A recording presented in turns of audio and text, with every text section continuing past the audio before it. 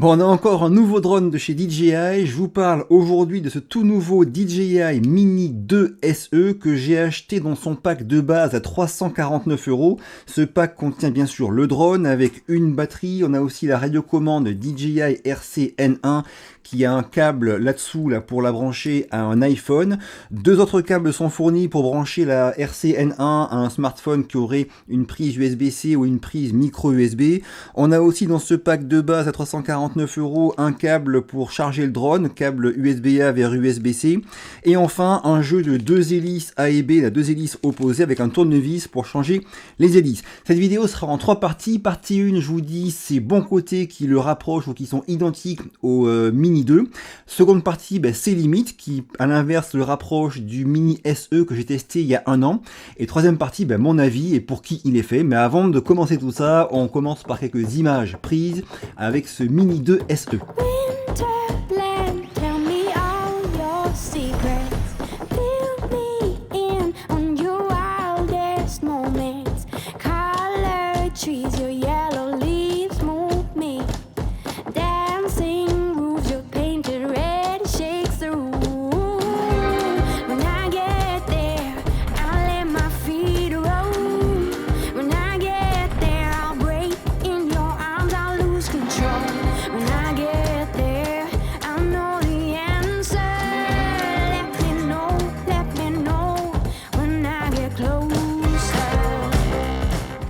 Alors pour commencer, donc ce Mini 2 SE a beaucoup de points communs avec le Mini 2 et le premier, le plus important, vous l'aurez compris, c'est que cette radiocommande RC-N1 veut dire que ce Mini 2 SE a une liaison OcuSync avec la radiocommande.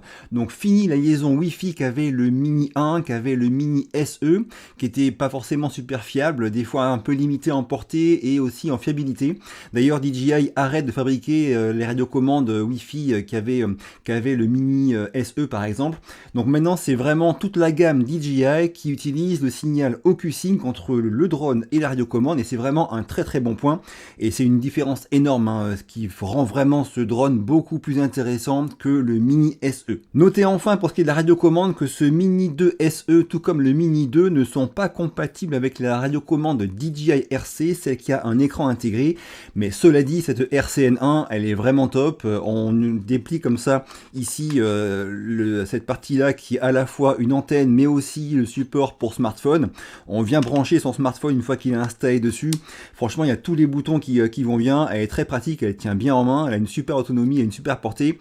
Cette radiocommande franchement c'est un vrai régal. Bien sûr moi je préfère utiliser maintenant la DJI RC sur les drones avec lesquels elle est compatible parce qu'elle est plus pratique je trouve à mettre en service vu que j'ai pas mon smartphone à insérer dedans et qu'en plus par ailleurs son écran intégré ne surchauffe pas, il garde une luminosité qui est constante alors que mon iPhone lui dès qu'il surchauffe il va baisser automatiquement la luminosité de l'écran et j'ai pas la main dessus. C'est une des raisons qui font que je préfère la DJI RC, mais cela dit pour ce Mini 2 SE il n'y a pas le choix, c'est forcément la RC-N1 qui reste une très très bonne radiocommande. Cette DJI RC-N1 j'en ai déjà parlé en long, en large et en travers dans différentes vidéos, notamment des tutos sur le Mini 2. Je vous mets des liens sous la vidéo vers des tutos où j'explique comment elle marche et à quoi servent les boutons pour ceux qui sont intéressés. Courte pause, si la vidéo vous est utile ou agréable, pensez bien à me le dire en commentaire, à me défoncer le bouton like, encore mieux à la partager ou à vous abonner, ça m'aide beaucoup. Au niveau autonomie, on est comme le Mini 2 annoncé à 31 minutes, ce sont les mêmes batteries, le Mini SE lui est annoncé à 30 minutes.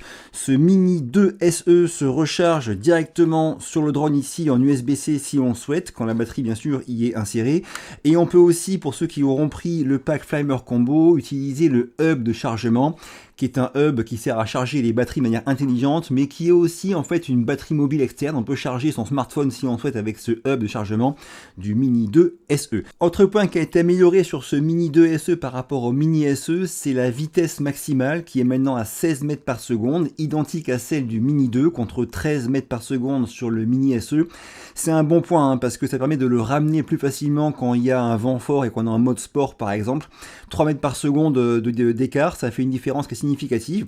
Donc c'est un très bon point, ça a été augmenté sur ce Mini 2 SE par rapport au Mini SE. Et pour ce qui est de la résistance au vent, elle est annoncée à 10,7 mètres par seconde, donc ce qui est similaire à ce que fait le Mini 2. Sur ce Mini 2 SE, on a tout comme sur le Mini 2, le même capteur de 1 sur 2,3 pouces en 12 millions de pixels avec un objectif qui a un équivalent plein format de 24 mm et qui ouvre f sur 2,8. Les ISO, c'est pareil, de 100 à 3200. Bref, c'est le même capteur que sur le Mini 2. Et au niveau des photos, on a aussi la même chose, ça c'est vraiment bien. On a à la fois JPEG et RAW, on a aussi du bracketing, le AEB3 comme sur le Mini 2. Et on a aussi des modes panorama, y compris le sphérique. Ces points sont aussi de grosses différences par rapport à l'ancien Mini SE qui n'avait que du JPEG, pas de RAW, pas de bracketing. Bref, on est vraiment en termes de photographie comme ce que propose le Mini 2 et c'est un très bon point de ce Mini 2 SE. Petit mot rapide sur le design, là encore on est très proche du Mini 2 avec des hélices qui se vissent et se dévissent. Bien sûr je préfère des systèmes de fixation rapide des hélices, mais bon c'est aussi quand même assez rare que je les casse, donc ça me dérange pas trop que ce soit avec un tournevis. On retrouve à l'arrière la trappe pour la batterie et en dessous une fiche USB-C et l'emplacement pour la carte micro SD. Et c'est sur le dessous qu'on va venir allumer, éteindre le drone avec appui court, appui long, et qu'on pourra aussi voir le niveau de charge du drone. Il y a quand même des points qui diffèrent par rapport au Mini 2 niveau design, mais j'en reparlerai dans la seconde partie. Dernier point niveau design, vous remarquerez que ce drone n'a pas de marquage C0, marquage de catégorie C0 apposé dessus. Donc beaucoup se demandaient si il l'aurait à la sortie ou non, il ne l'a pas. Alors cela dit, d'une part, je pense que très prochainement ce sera possible de faire la demande à DJI pour qu'il vous envoie un autocollant pour apposer le C0 sur le drone, et même si ce n'est pas le cas, ça reste un drone qui fait moins de 250 grammes, donc niveau réglementation c'est beaucoup moins contraignant même s'il n'a pas le marquage CE. Pour ceux qui n'y comprennent rien et qui ne savent pas de quoi je parle, j'ai une formation qui est dédiée à ce sujet-là où j'explique en deux parties. Première partie, j'explique tout ce qui est réglementation européenne et tout ce qu'il y a à savoir pour voler en étant conforme par rapport à la réglementation drone de loisirs. Et en seconde partie, j'aborde plein de points intéressants au niveau sécurité, comme par exemple comment régler son RTH, comment gérer ses batteries, comment gérer les animaux ou oiseaux un petit peu curieux ou agressifs, comment voler au-dessus de l'eau, comment décoller et poser un drone à la main, pourquoi et quand ne pas le faire.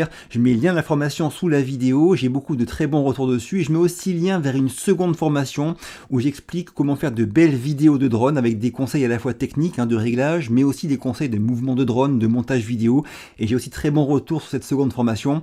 Je mets les liens des deux formations sous la vidéo en description, on y retourne. Pour finir la partie 1, ce Mini 2, c'est un très bon petit drone, vraiment très fiable. DJI, ils connaissent bien leur sujet maintenant.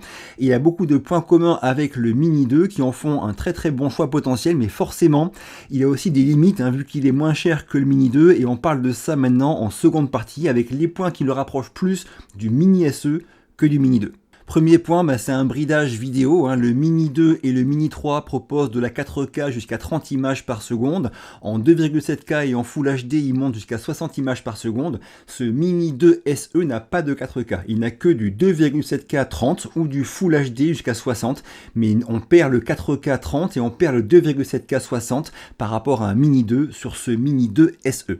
Second point qui a été enlevé sur ce Mini 2 SE par rapport à un Mini 2, c'est que la LED qui est en dessous à l'arrière ici, c'est vraiment que une LED sur ce Mini 2 SE, alors que sur le Mini 2, c'est aussi un bouton qui sert à gérer le Quick Transfer pour transférer des fichiers rapidement de votre drone à votre smartphone. Donc sur le Mini 2 SE, on n'a pas de Quick Transfer. Ceux qui ne savent pas comment ça marche, je mets un lien sous la vidéo en description pour expliquer ce qu'est le Quick Transfer sur les autres drones de la marque DJI. Et enfin, troisième point qui diffère entre ce Mini 2 SE et le Mini 2, c'est qu'on n'a pas de LED à l'avant ici. Sur le Mini 2, la LED qui est ici est assez pratique pour savoir quand il est en charge par exemple.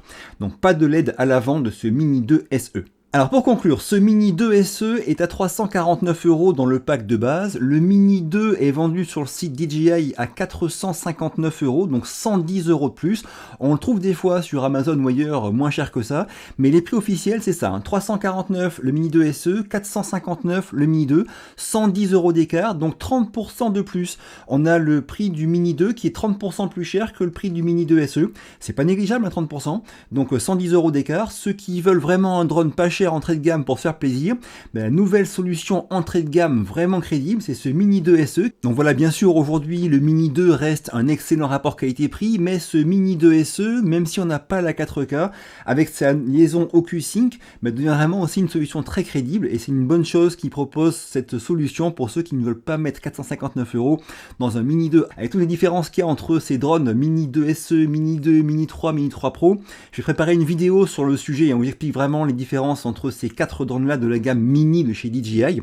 Quand elle sera prête, je mettrai son lien ici directement. Dites-moi en commentaire ce que vous en pensez. Si la vidéo vous a plu ou été utile, un petit pouce bleu, pensez à vous abonner, à la partager, ça m'aide beaucoup. Je vous quitte, à très vite et d'ici là, bougez-vous purée. Bougez-vous.